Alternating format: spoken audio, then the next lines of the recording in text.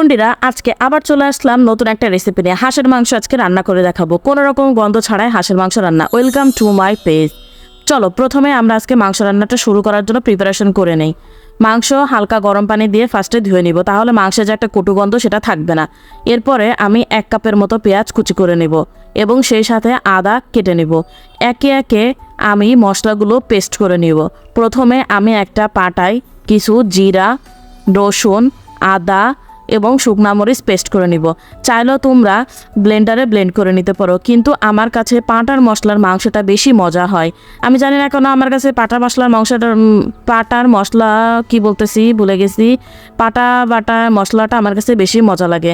তোমরা ব্লেন্ডারে ব্লেন্ড করে নিতে পারো, ব্লেন্ডারেরটাও খাওয়া যায়। এখন অনেকেই হাতে ব্যথার জন্য কাজ করতে চায় না, ব্লেন্ডার ইজি ওয়ে, সবাই এখন ওটাই প্রেফার করে, ওটাই ইউজ করে।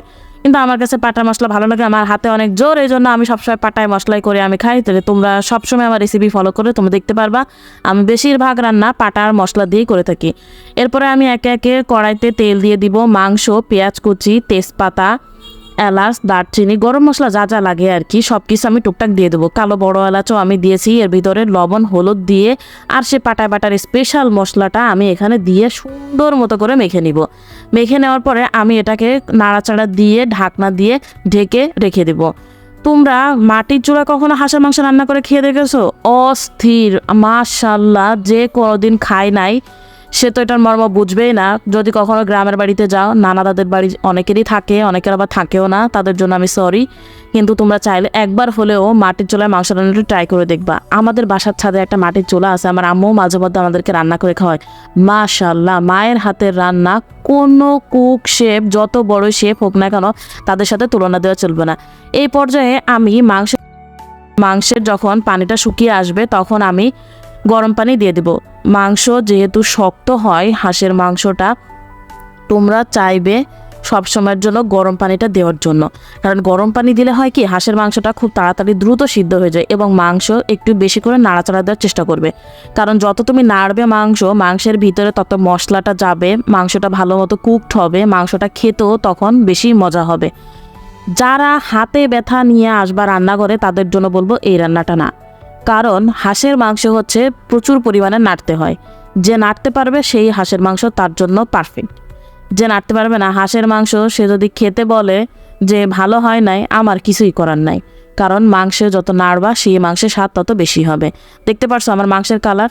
হ্যাঁ, এই পর্যায়ে আমি কয়েকটা আলু দিয়ে দেবো, কারণ আমি মাংসের ভিতরে একটু আলুটা বেশি পছন্দ করি। আমার কাছে মাংসের থেকে মাংসের আলুটাই বেশি মজা লাগে। কার কার এরকম মজা লাগে প্লিজ আমাকে সবাই কমেন্ট করে জানিয়ে দিও। আর আমার মাংসের কালারটা দেখেছো তোমরা কত সুন্দর হয়েছে? এই দেখো, একটা সিনেমাটিক শো নিয়ে নিলাম, যদিও আমি প্রফেশনাল না, তারপর আমি একটু চেষ্টা করি তোমাদেরকে একটু আনন্দ দেওয়ার জন্য আর সহজ কিছু রেসিপি শেয়ার করার জন্য। আমি মাংসের ভিতরে রসুন অনেক পছন্দ করি, তোমাদের যদি কারোর এরকম রসুন পছন্দ হয়ে থাকে তাহলে আমাকে কমেন্ট করে জানিও।